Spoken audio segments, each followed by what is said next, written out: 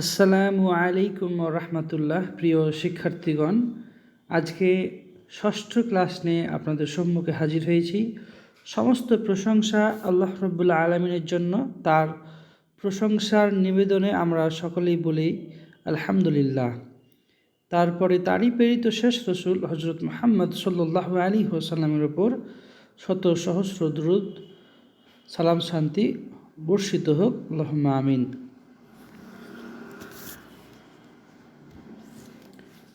খেয়াল করুন, এখানে একটি আমি শব্দ লিখে রেখেছি, বই।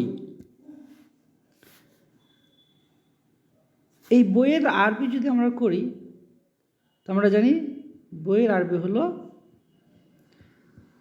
কিতাবুন। কিতাবুন মানে একটি বই। এখন এই বইটাকে যদি আমরা নির্দিষ্টকরণ করি, বইটি বা বইটা বা বইখানা, নির্দিষ্ট করে যদি কোনো একটা স্পেসিফিক বইকে আমরা ইঙ্গিত করি, তখন এই নতুন করে টি বা টা বা খানা যোগ হলো। এর জন্য আরবিতে একটা নতুন করে আমরা শব্দ আমদানি করি, সেটা মূল শব্দের আগে জুড়ে দিতে হয়। সেই শব্দটুকু কি? সেটা হলো হামজা লামজাবার আল। আল শব্দটা আমরা মূল শব্দের আগে জুড়ে দিই। তাহলে খেয়াল করুন, এখানে ছিল কিতাবুন মানে একটি বই, আর যদি বলি বইটি, এর আরবি দাঁড়াবে এভাবে।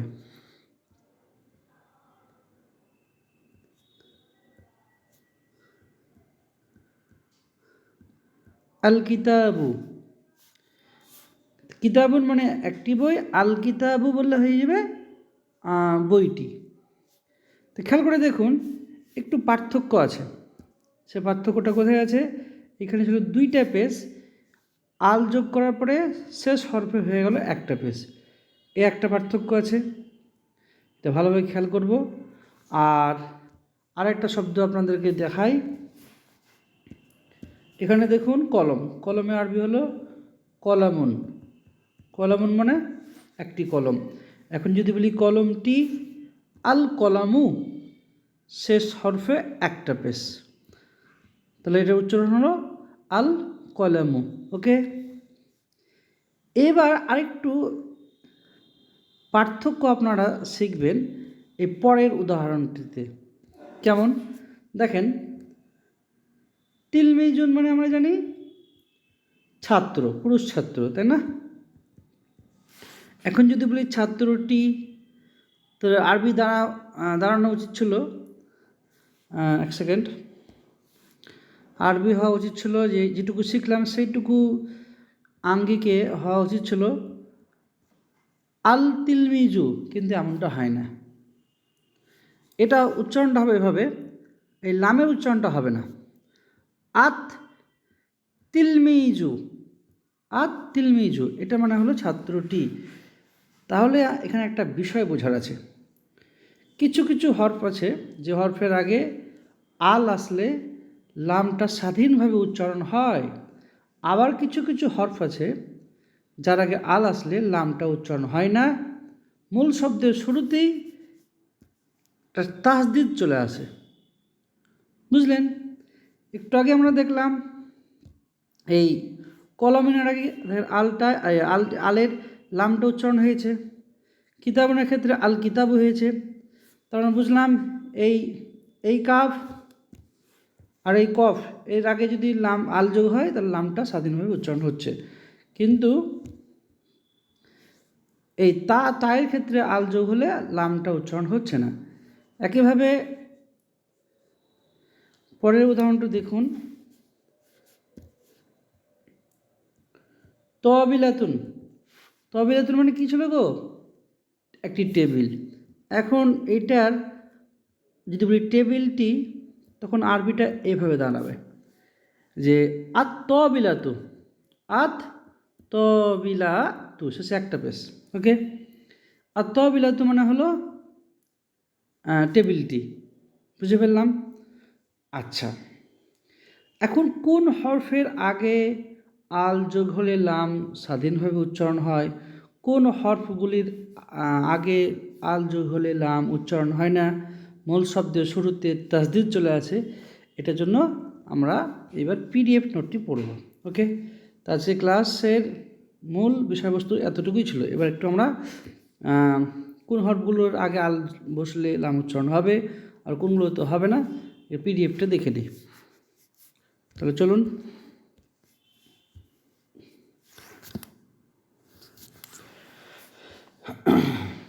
দেখুন,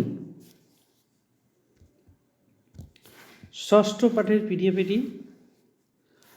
আলিফ, বা, জিম, হা, খ, আইন, গইন, ফা, কফ, কাফ, লাম, মিম, ইয়া, অও, এই যে মোটামুটি 14টা হরফ আছে, এদের পূর্বে আল আসলে, মানে এই হরফগুলো দ্বারা গঠিত কোনো শব্দ যদি থাকে তার পূর্বে যদি আমরা আল নিয়ে আসতে চাই, তাহলে এই আল, এই শব্দটুকুর মধ্যে যে লাম হরফটা আছে এটা স্বাধীনভাবে স্পষ্ট উচ্চারণ হবে। ওকে, কিন্তু আবার এখানে দেখুন, তা, সা, দাল, জাল, র, জা, শিন, শিন, স, দদ, ত, জ, নুন, এইখানে 13টি হরফ আছে। এই 13টি হরফের ক্ষেত্রে আবার মানে 13টি হরফ দ্বারা গঠিত যে কোনো শব্দের আগে যদি আল আসে তাহলে লামের উচ্চারণটা নেই, কিন্তু কি হয়, এই প্রত্যেকটা হরফের শুরুতে তখন এই তাসদিদ চলে আসে। ওকে, এখানটা দেখুন, আমি এই উদাহরণটা তো একটু আগে আলোচনা করলাম। তিলমিজুন, এর আগে আল যোগ করলাম, আর তিলমিজু হলো। পার্থক্য কী হলো, তায়ের আগে আল যোগ হলে লাম উচ্চারণ হবে না, তাই লাম উচ্চারণ হয়নি, আর এখানে তাসদিদ চলে আসবে আর শেষে একটা পেশ হবে, তাই হয়েছে দেখুন এখানে আর তিলমিজু। তাহলে আল যোগ হলে মূল শব্দের শেষে একটা পেশ হবে, এটা কনফার্ম। আর কখনো মূল শব্দের শুরুতে তাসদিদ যদি চলে আসে তাহলে লাম উচ্চারণ হবে না, তাসদিদ না আসলে লাম উচ্চারণ হবে। বুঝে ফেললাম? আচ্ছা, এখানেও বিষয়গুলো বোঝানো আছে আপনাদেরকে, অলরেডি বুঝে ফেলেছেন। বই, বই থেকে বইটি করতে গেলে কিতাবুন, আল কিতাবু, জানালা, না ফিজাতুন, নুন এমন একটা হরফ যার আগে আল আসলে নাম উচ্চারণ হয় না, তো না ফিজাতুন, আন্না ফিজাতু, জানালাটি। আচ্ছা, এবার আমরা কিছু নতুন শব্দ সম্পর্কে পরিচিত হব। শব্দ যত জানবেন, যত শিখবেন, তত আপনি পারদর্শী হবেন। কারণ ব্যাকরণিক নিয়ম তো এইটুকু ওইটুকু, কিন্তু যত আপনি শব্দগুচ্ছ ভোকাবুলারি আপনার মাথায় থাকবে, তত আপনার জন্য ভাষা আসান হয়ে যাবে। তো শব্দগুলো বারবার খাতায় লিখে প্র্যাকটিস করবে। প্রথম পরীক্ষাতে দেখলাম অনেকেরই শব্দ লিখেছি কিন্তু বানান ভুল হচ্ছে প্রচুর। ওই বিষয়গুলো যদি বানান ভুল থেকে পরিত্রাণ পাওয়ার উপায় হলো লিখে লিখে একটু প্র্যাকটিস করতে হবে। ওকে, এবার নতুন কিছু শব্দ আমরা শিখে ফেলি। যেমন দেখেন, সারিফুন, সারিফুন মানে হলো ভদ্র। তো এই শব্দটা কোনো জিনিসের নাম না, এটা হলো কোনো গুণবাচক শব্দ। ওকে, পরিশ্রমী, মুস্তাহিদুন, মুগলাকুন মানে হলো বন্ধ, মুগলাকুন মানে হলো বন্ধ। আবার বন্ধের বিপরীত হলো খোলা, মফতুহুন মানে হলো খোলা, মফতুহুন মানে হলো খোলা। আর দয়্যুকুন মানে হলো সংকীর্ণ, যেটা আঁটোসাঁটো, জায়গা কম, প্রশস্ততা নেই, সেটা হলো দয়্যুকুন। আর যেটা একদম খোলামেলা, অনেক জায়গা, ঢের জায়গা, হেলফেল নাকি, এটা বাংলা না, হেলফেল, এই এই এই বা প্রশস্ত, এই বিষয়টাকে আরবিতে বলা হয় অশিউন। ওকে, আর দয়ফুন, দয়ফুন মানে হলো দুর্বল, আর কবিউন মানে হলো মজবুত, পাকা, শক্তিশালী। তাহলে যদি বলা হয় মজবুতের বিপরীত, মজবুতের আরবি কি, কবিউন, এর বিপরীত শব্দ কি, দয়ফুন। আর বিখ্যাত, এর আরবি হলো মাশহুরুন। মাশহুরুন মানে হলো বিখ্যাত, প্রসিদ্ধ, ফেমাস, সেটা আরবি হলো মাশহুরুন। ওকে, শিখে ফেললাম। আজকের ক্লাস তো শেষ হয়ে গেল। এখানে একটা অনুচ্ছেদ আছে, ছোট্ট একটা অনুচ্ছেদ আছে, তো চলুন অনুচ্ছেদটা পড়ি এবং অনুবাদ করি। এটা যদি আপনাদের কাছে ছেড়ে দিই, আমার দৃঢ় বিশ্বাস আপনারাই অনুবাদ করে নিতে পারবেন, তবুও আপনাদের সাহায্যার্থে একটু অনুবাদটা আমি করে দিই। আল মসজিদু জামিলুন, খেয়াল করে দেখুন, মিম, মিম হরফের আগে আল আসলে লাম উচ্চারণ হবে, ওই আগের নোটে দেওয়া আছে, সরি আগের অংশে দেওয়া আছে, এটা এই পিডিএফের শুরুর দিকে কোন হরফের আগে আল বসলে লাম উচ্চারণ হবে আর কোনটাতে হবে না, এটা নোট করা আছে। তার মধ্যে দেখবেন মিম এমন একটা হরফ যার আগে আল আসলে লাম উচ্চারণ হবে। তো আল মসজিদু, মসজিদুন ছিল মূল শব্দ, আল যোগ হওয়ার জন্য সে একটা পেশ হয়ে গেছে। তো আল মসজিদু জামিলুন, মসজিদটি সুন্দর। বানান এই অনুবাদে খেয়াল করবেন, মসজিদ সুন্দর বলিনি, আমি বলেছি মসজিদটি সুন্দর। আল মাদ্রাসাতু কাদিমাতুন জিদ্দান, মাদ্রাসাটি অনেক পুরনো, মাদ্রাসাটি অনেক পুরনো বা স্কুলটি অনেক পুরনো, বুঝে ফেললাম।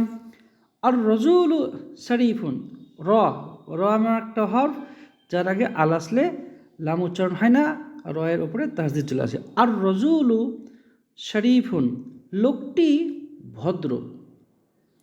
আল ওয়ালাদু জাকিউন, ছেলেটি বা বালকটি হলো মেধাবী। আত্তিফলু সগিরুন, আত্তিফলু সগিরুন, শিশুটি হলো ছোট, শিশুটি ছোট। আল কামিসু নাজিফুন, এই ওয়ার্ডটা আপনাদেরকে আগে শিখিয়েছি কিনা আমার জানা নেই, খেয়াল আসছে না, তো শিখে রাখবেন। কামিসুন মানে হলো, কামিসুন মানে হলো, লেখা হচ্ছে না ভালো, কামিসুন মানে হলো জামা পোশাক, হ্যাঁ। আর নাজিফুন শব্দটার মানে হলো পরিচ্ছন্ন, পাক। ওকে, আল কামিসু নাজিফুন, এটা মানে হলো জামাটি পরিচ্ছন্ন। ওকে, এরপর আসি আল বাবু মফতুহুন, বাবুর মানে কি গো, দরজা। আল বাবু দরজাটি, মফতুহুন খোলা, আল বাবু মফতুহুন দরজাটি খোলা। যদি বলতাম দরজাটি বন্ধ, তো আল বাবু মুগলাকুন, আল বাবু মুগলাকুন মানে হলো দরজাটি বন্ধ। যদি বলতাম জানালাটি খোলা, আল নাফিজাতু না, আন নাফিজাতু মফতুহুন, জানালাটি খোলা। আচ্ছা, এরপরে দেখেন আল হাদিসু দাইফুন, হাদিসের মধ্যে থাকে না কিছু হাদিস দুর্বল হাদিস, কিছু হাদিস সহিহ হাদিস। এখন যদি বলে হাদিসটি দুর্বল, হাদিসটি জয়ীফ, আমরা বলি না হাদিসটি জয়ীফ বা দয়ীফ, তো দেখেন ওইটা আমরা নিজেরা বানাতে পারবো।